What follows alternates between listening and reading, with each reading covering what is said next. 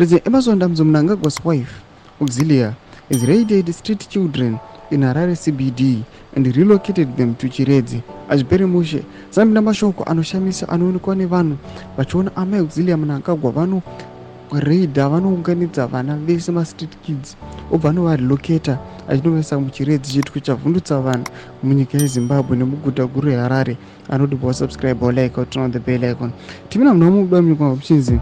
In the operation, Auxilia ordered Harare City Council to fund what she says is the social projects. Newsday is in possession of letters from government ministries and Urban Council Association of Zimbabwe UCAZ directing the Harare municipality to participate financing in the First Lady's programs. In a letter dated June 6, 2024, addressed to Harare to Town Clerk Hosaya Chisango, Public Service, Labor and Social Welfare Permanent Secretary Simon Masanga, directed Harare to release money to fund the relocation of street children to Auxilia Mnangagwa's home in Chiredzi. 20 children were removed from the streets and placed at Auxilia Mnangagwa's children's home in Chiredzi. They were enrolled at nearby schools. Rochitiko chirushamisa chiri kuonekwa kuti aiwa muri Zimbabwe panapa tiri kuona kuti the first lady ari kuunganidza vana vose. Vanhu vanga vachifunga sokuti aiwa kukumba kwakuti vana vose achashandisa mari yavo mapersonal funds kuti mari iya anoshandisa kubva kumaprojects ake anoita zinzimisa kuti aiwa vanhu vari mabusinesses avo, but to their shock vanoona kuti aiwa the first lady arikuda kutora mari from the Harare City Council.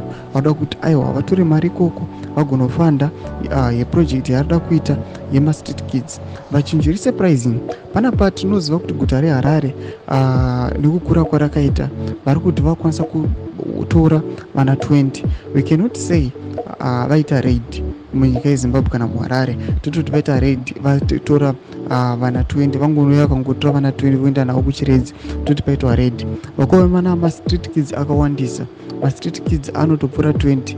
Figure iroro we cannot say the first lady angada kuti atore mari kana mafunds muthe city of Harare achida kunofanda kuti vakwanise kurarama zvakanaka kumba kwake kuChiredzi. Chitiko chiriitika munyika yeZimbabwe chatiri kuona apa kuti aiwa inenge yatongoimwewo strategy amene zvari kuda kuzama kuitawo zvake, but kana kuri kuti vana 20 aiwa anokwanisa kushandisa mapersonal funds ake akatovachengeta akaita zviro zvandakana kuvaendesa kuchikona kuda kuti we know those people kuti aiwa vanhu vane mari. Vodze mafunguro enyu muti kudii pamusoro pechitiko chipinda comment section medu. Subscribe or like and turn on the bell icon.